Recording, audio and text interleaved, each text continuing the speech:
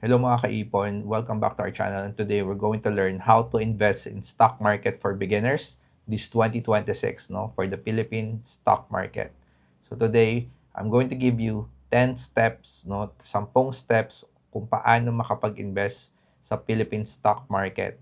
So please stay relaxed and let's get going. So step 1 po na paano invest sa stock market is get your foundations right muna, no? Before you invest, ito muna yung isipin natin, no, bago tayo magdesisyon na mag-invest tayo sa stock market. So, yun, no, dapat unang-una meron kang emergency fund muna, no, bago ka mag-invest sa stocks. Dapat at least you have emergency fund for yourself, no? At least 3 to 6 months of expenses meron ka bago ka mag-invest sa stock market, kasi syempre, wag natin ilagay yung lahat ng pera natin dito, kasi alam niyo naman talaga, 'di ba, ang stocks goes up and it goes down, no? And it's long-term play talaga. And secondly, yung high interest debts, no? Kung meron kang mga credit cards or payday loans na binabayaran pa so far at halos kinakain lahat ng kita mo, pwedeng umiwas ka muna dito, no? Bayaran mo muna yung utang mo, kasi mahirap mag-invest kung laging merong mga utang na dapat bayaran na hindi mo pa nababayaran, or masyado pang malaki yung utang mo. Pwedeng wag ka munang mag-invest, no? Bayaran mo muna yung utang mo. And also, you have to at least have money you won't need for at least 3 to 5 years. So, kung maglalagay ka ng pera sa stock market, hindi ito yung pera na kailangan mo nang gamitin on the next months or 6 months. At least, kung maglalagay ka dito, meron kang pera na hindi mo gagamitin for the next 3 to 5 years. So, kasi long term talaga kung ayaw mong malugi, kung ayaw mong maubos yung pera mo, long term play talaga ang kailangan mo dito. So, kailangan mo ng pera na hindi mo gagamitin sa lalong madaling panahon. Kasi stocks go up and down, and we should never invest rent money or daily expenses. Kung yung mga panggatas mo, pangkain nyo, pambayad ng tuition, huwag nyong i-invest sa stocks. Never. Never do that, kasi pwedeng maapektuhan.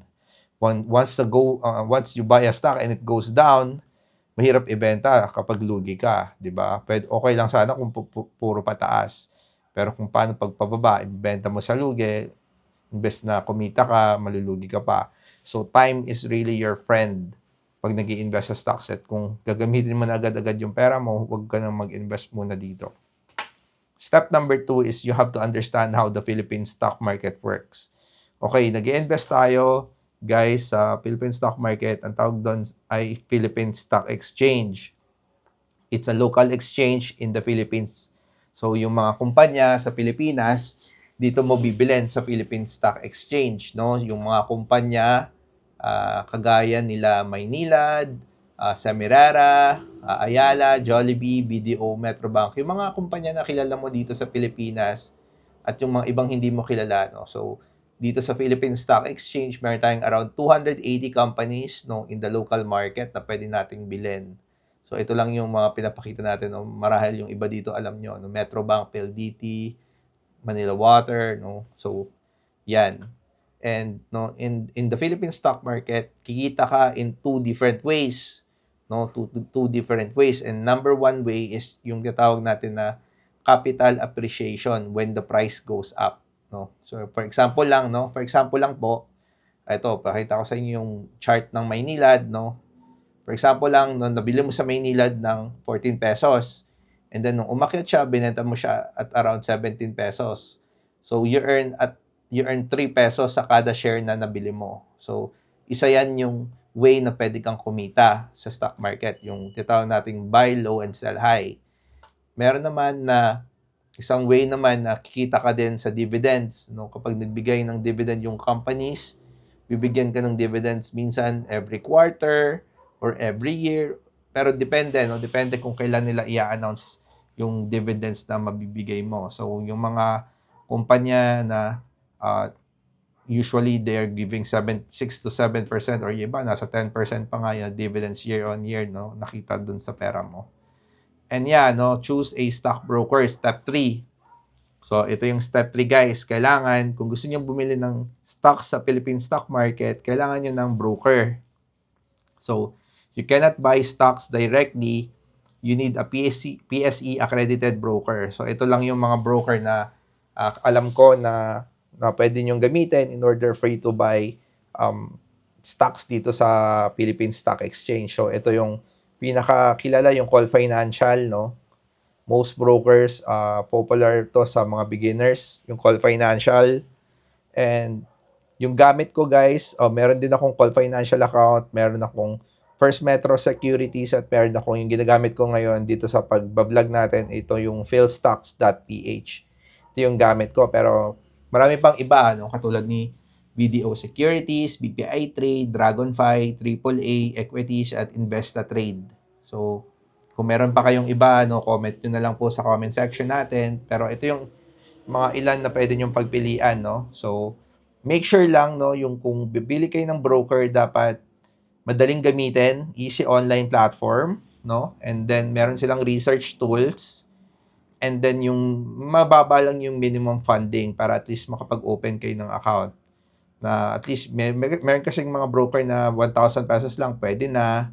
5,000 pesos lang, pwede na kayo mag-open ng account. No? Depende po sa inyo. No? Yung PhilStocks, ang minimum nila is 5,000 yung initial. Tapos, bahala na kayo kung magkano idadagdag niya sa susunod. Pero yun nga, yung minimum nila is around 5,000 pesos. So, yun. Mababa lang naman yun. No? Mag-i-invest ka 5,000, kayang-kaya mo na siguro yun. So, ito yung PhilStocks. Ito yung ginagamit ko pag nagbablog ako. So, ang kagandahan dito guys, madali pong maintindihan. Tsaka parang sobrang beginner friendly. No? Kung mapapansin nyo, meron akong watchlist dito sa kaliwa. Tapos, pwede kayo maglagay dito na, kunyari, search nyo yung company na bibili nyo dito.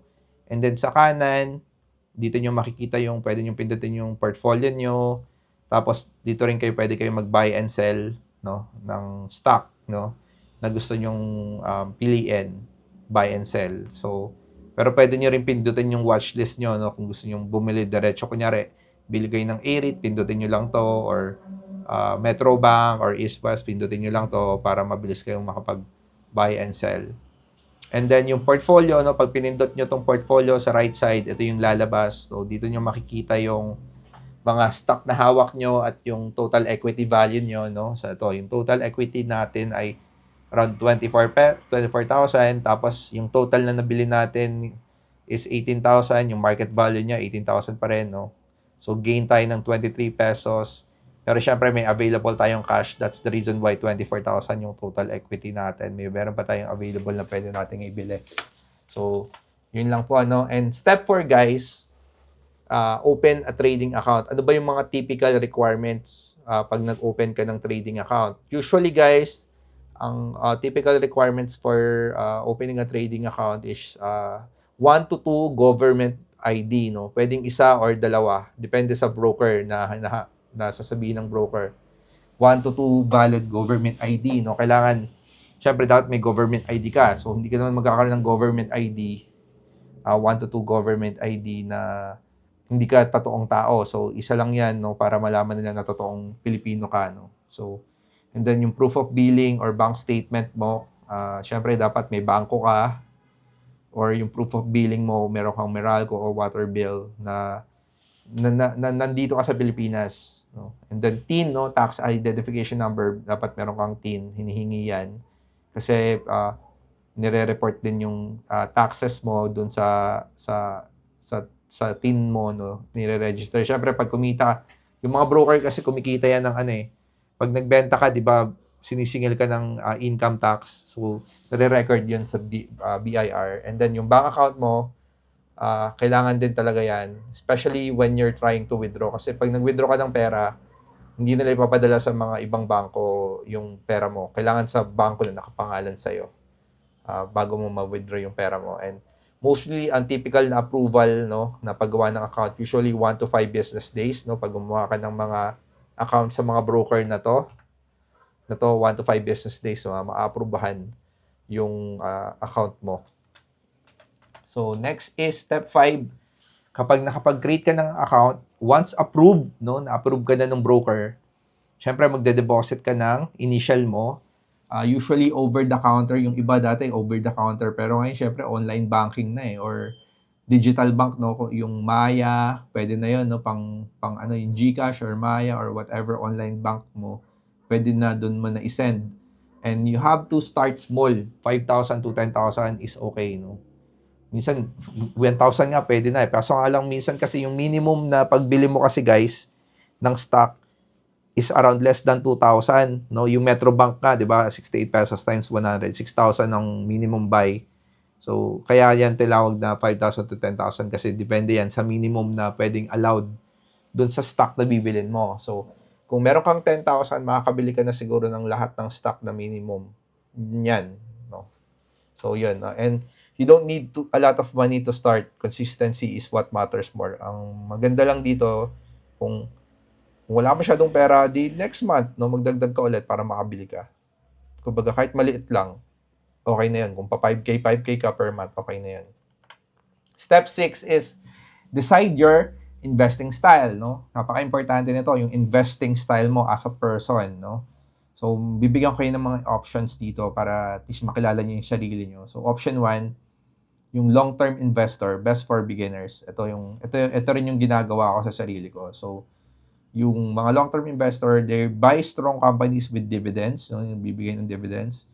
And then you're going to hold it for years and then reinvest the dividends that you're going to have, no? So, yun yung ginagawa ko. Yun lang yung ginagawa ko ngayon. Yun yung plano ko, no, na ginagawa natin. Pinapakita ko naman sa'yo.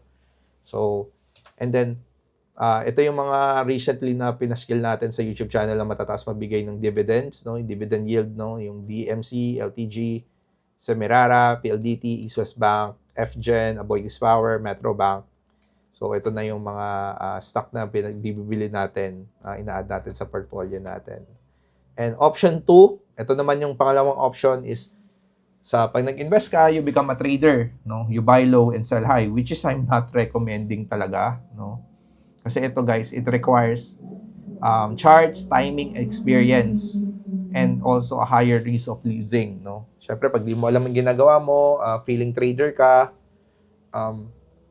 feeling na genius ka, tapos bibili ka, bebenta ka, pwede kang mag-lose ng pera kapag di mo alam yung ginagawa mo. So, I'm not into trading talaga guys, so hindi ko kayo marirecommend mag-trade. Yung iba magagaling na trader, no, naiintindihan ko sila kung gusto nila mag-buy and sell, no, trader sila, wala tayong pakialam sa kanila, pero nga, madami kasi ako ginagawa sa buhay, hindi lang naman to yung ginagawa ko, so, I just try to invest sa mga companies na gusto ko and earn lang sa dividends. And then, ito yung step 7, no? You can start with these beginner strategies, no? Ito yung mga strategy ng mga pang-beginner lang. So, syempre pag nagsisimula ka, ang bibilin mo, syempre sa umpisa yung mga kilala mo na matitibay na nagbibigay na ng mga dividends, di ba? So, tinatawag na buying blue chip stocks. Kagaya nila Metrobank, PLDT, DMCI, Maynilad, Manila Water, LTG Group, yung mga companies na alam mong subok na ng panahon. So, yun lang muna yung bibilin mo and then you just gather some dividends and hold it. And okay, and then strategy B, ito rin yung pwede mong gawin, no? Yung pagbili ng REITs, no? Kasi sa stock market, makakabili ka rin kasi ng REITs, tinitrade din yan sa Philippine stock market. So, ito yung mga company nagbibigay ng dividends every quarter, no? Na required nagbigay ng dividends every quarter, no? Yung Real Estate Investment Trust or REITs, yung tinatawag, no? Real Estate Investment Trust. So, ito yung mga company na pwede mong bilhin na sure ball na every quarter makaka-receive ka, no? So, mga around 6 to 9% ng dividends marireceive mo pag ito yung mga company na binili mo. And strategy C, no? Yung gitawag natin guys na peso cost averaging. You are investing a fixed amount monthly rather than buying one time with a big amount. So, ang benefits po nito is reducing bad timing and emotion control. So, ano ba yon? So, yung tawag natin guys na peso cost averaging, for example, meron kang budget na 100,000. So, yung 100,000 na yon, bibiyakin mo, no? Bibiyakin mo yon for the next 12 months para hindi ka masyadong masaktan, no, sa price, yung tinatawag na bad timing, no? Kasi minsan pag binili mo, bumili ka ngayon sa presyo na sa 10 pesos per share, bigla siyang bababa ng 5 pesos, lugi ka na agad ng 50%. Pero kung gagawin mo, kung makakabili ka ng 8 trip monthly for the next 12 months, although kahit may budget ka ng 100K, kahit bumaba yung presyo niya around February, hindi ka masyadong masasaktan, no? Pero yun nga, it works the same way. Pag bumili ka naman ng January ng A3, pag umakyat siya, hindi kikita yung buong 100K mo, di ba? Pero at least safe ka. Yun yung tinatawag na cost averaging. In-average mo yung pera mo sa monthly. So, yun yun. And then, step 8 is place your first trade, no? So, kung ready ka na-approve na yung broker mo, nakapili ka na ng company, ito na yung time na you have to search a stock, no? For example, LTG, and then choose buy, number of shares, and yung presyo niya, yung price niya, no? Pwede ka kasing bumili ng market price or yung gusto mong bilhin yung sa presyo na gusto mong bilhin, pero yun nga, I don't usually do the limit pricing, no? Bumibili ako sa market price on that day. So yun, ready ka na, no, to place your first trade and then you confirm your trade, no? So yun yung step 8, no? Kapag na-approve na yung broker mo, nakapag-fund ka na, nalagyan mo na ng pera, that is the time na pwede ka nang bumili ng stock na gusto mo, no? And step number 9, no, ito yung recommended, no? Don't be obsessed. Once you start investing, lalo na pag long-term holder ka naman, huwag niyo masyadong halos oras-oras tignan yung stock market, no? Kung hindi naman kayo nagtitrade talaga. At syempre, magbasa-basa din kayo ng company news, no? Yung earnings, kung kumikita yung company na pinag-investan nyo. And ignore yung daily noise, yung pagtaas-baba ng presyo, no? Kasi syempre, talagang sa stock market, guys, tumataas, bumaba yung presyo talaga niyan. At kapag ma-obsess ka sa pagtaas at pagbaba, no? Sa kada pagbaba na lang, isipin mo, nalugi ka na. O walang mangyayari sa'yo. Kasi guys, wealth is built by patience and not panicking. So, and that's the reason why I also pinapaskal natin yung trade natin dito na tignan nyo, minimum lang din yung binibili natin, di ba? Napapansin nyo naman sa YouTube channel natin, hindi tayo bumibili ng masyadong malalaki para makontrol natin yung emotion at patiently growing yung holdings natin. No, kasi ako, dati rin akong nag-trade, no? Dati rin akong nabigo sa pag-trade, marami akong losses. At alam ko kung ano talaga yung the right way na in terms of capital appreciation. Kasi we need to protect yung capital natin. We have to protect our capital, no? Huwag natin masyadong i-risk yung capital natin, no? Ang rule natin dito is capital protection, not capital distraction. So, gamitin nyo yung utak nyo at yung pasensya nyo, wag yung emotion. And also, step 10, learn continuously. No? There's a lot of free resources that you can look on. Here are some of the tools na tinitingnan ko. Investograms for charts, PSE Edge for company disclosures, and then Simply Wall Street for other financial data and news updates. So, ito yung Simply Wall Street. Sa mga nagtatanong ano yung ginagamit ko para mag-research ng value ng company, no, data about the company, ito yung ginagamit ko. And then, Investagram, no? Investagram para makita ko rin yung ibang information kagaya ng overview, fundamentals, technicals, or other historical data or dividends. Kung gusto mong malaman kung nagbibigay ng dividends yung company nyo, dito lang sa Investagrams malalaman nyo na yan. So, yun lang guys. Sana nakatulong tong video na to. And please don't forget to subscribe on this channel and like this video para at least ma-inform pa kayo in the future or comment in the comment section kung meron kayong mga katanungan regarding sa pag-create ng account at pag-i-invest or dito sa video na to. Yun lang po guys. Maraming salamat and have a nice new year. Good luck po and have a nice profitable year to everyone na nanonood dito.